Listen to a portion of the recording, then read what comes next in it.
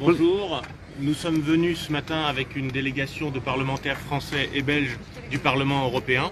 Καλημέρα. Έχουμε έρθει μια αντιπροσωπεία από τη Γαλλία και από τις Βρυξέλλες, εκπροσωπώντας το Ευρωκοινοβούλιο. Nous voulions constater la réalité de ce qui se passe à la frontière entre la Grèce et la Turquie. Προκειμένου να μπορέσουμε οι ίδιοι μας να διαπιστώσουμε τι ακριβώς συμβαίνει στα σύνορα της Ελλάδος και της Τουρκίας.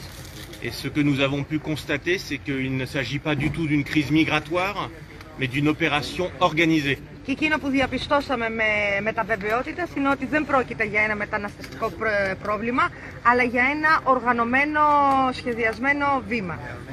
Les personnes que nous avons vues masser à la frontière, les photos qui nous ont été montrées, démontrent clairement qu'il s'agit essentiellement de jeunes hommes de 18 à 25 ans,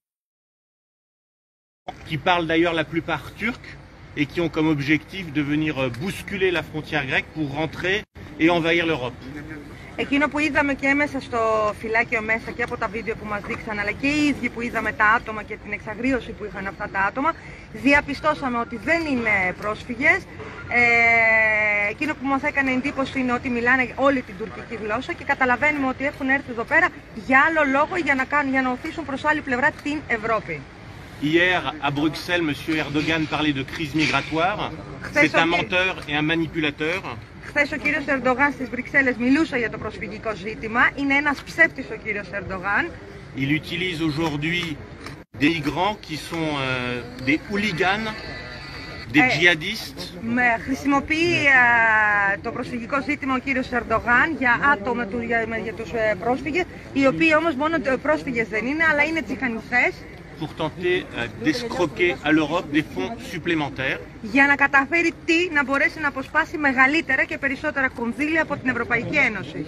Depuis des années, le Rassemblement national, le groupe Identité et démocratie au Parlement européen, combattons cette décision de l'Union européenne de continuer à subir et à accepter le chantage de la Turquie de M. Erdogan.